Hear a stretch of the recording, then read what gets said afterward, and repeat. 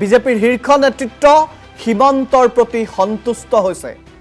এৰাতিৰ ভিতৰতে কংগ্ৰেছত ধুমুহা সৃষ্টি কৰা মানুহজনেই হৈছে হিমন্ত বিশ্ব শৰ্মা। কংগ্ৰেছী সাংসদক ৰাতিটোৰ ভিতৰতে বিজেপিত যোগদান কৰাব পৰা মানুহজনেই হৈছে হিমন্ত বিশ্ব শৰ্মা।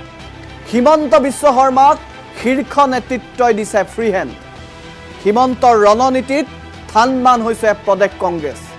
প্ৰদ্যুৎ বৰদলৈক ৰাজনৈতিক যত্ন ল'ব বিজেপিয়ে, সেই কথা মুখ্যমন্ত্ৰীগৰাকীয়ে কৈছে। আপুনি জানি আছে, ভাবক এবাৰ, এৰাতিৰ ভিতৰতে এগৰাকী জ্যেষ্ঠ নেতাক, এগৰাকী সাংসদক ৰাতিটোৰ ভিতৰতে বিজেপিলৈ অনাটো কিমান সাধাৰণ কথা নহয়। এগৰাকী ৰাজনৈতিক নেতাক আন এটা দলত এৰাতিৰ ভিতৰতে ৰাজনৈতিকভাৱে কেয়াৰ ল'ম বুলি ক'ব পৰাটো সাধাৰণ কথা নহয়। এয়া একমাত্ৰ সুদক্ষ ৰাজনীতিবিদ হিমন্ত বিশ্ব শৰ্মাইহে পাৰে, আৰু সেইবাবেই হিমন্ত বিশ্ব শৰ্মাক ফ্ৰী হেণ্ড দিছে শীৰ্ষ নেতৃত্বই।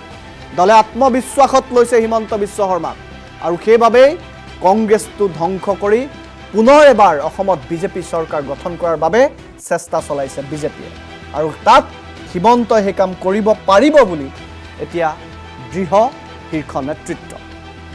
মুখ্যমন্ত্ৰীগৰাকীয়ে গুৰুত্বপূৰ্ণ মন্তব্য কৰিছে, আমি মন্তব্য শুনাম। ৯৯% সফল হৈছোঁ বুলি কৈছে। বহু মুছলমান কংগ্ৰেছ নেতাই বিজেপিত যোগদান কৰিব বুলি মুখ্যমন্ত্ৰীগৰাকীয়ে কৈছে। বিধানসভা নিৰ্বাচনৰ পাছত দেৱব্ৰত শইকীয়া, ৰিপুণ বৰাও বিজেপিলৈ অহাৰ সম্ভাৱনা আছে বুলি মুখ্যমন্ত্ৰীগৰাকীয়ে কৈছে। ভাল মানুহবোৰ বিজেপিৰ দললৈ আহিয়েই থাকিব বুলি মুখ্যমন্ত্ৰীগৰাকীয়ে কৈছে। কংগ্ৰেছ দলক শুভেচ্ছা দিলে মুখ্যমন্ত্ৰীয়ে। আমি মুখ্যমন্ত্ৰীৰ সেই মন্তব্যটো এই মুহূৰ্তত শুনা বিচাৰিছোঁ।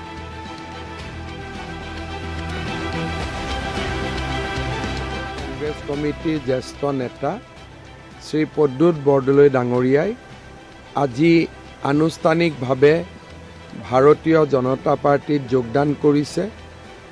আমাৰ ৰাজ্যিক সভাপতি দিলীপ শইকীয়া ডাঙৰীয়াই তেখেতক আমাৰ দললৈ আদৰণি জনাইছে।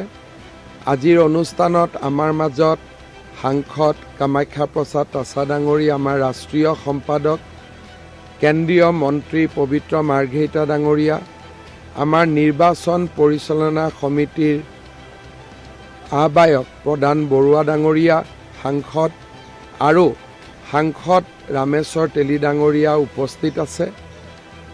মই প্ৰদ্যুৎ বৰদলৈ ডাঙৰীয়াক ভাৰতীয় জনতা পাৰ্টীৰ মঞ্চলৈ উষ্ণ আদৰণি জনাইছোঁ।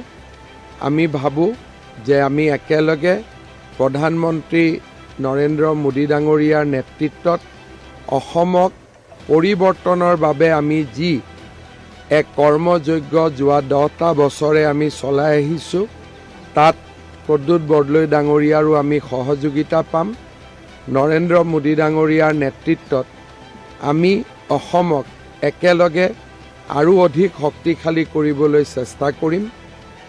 যোৱাকালি আমাৰ ৰাষ্ট্ৰীয় সভাপতি নীতিন নবীন ডাঙৰীয়াই প্ৰদ্যুৎ বৰদলৈ ডাঙৰীয়াৰ যোগদানক অনুমোদন জনাইছিলে, আৰু আজি তেখেত দলত যোগদান কৰিলে।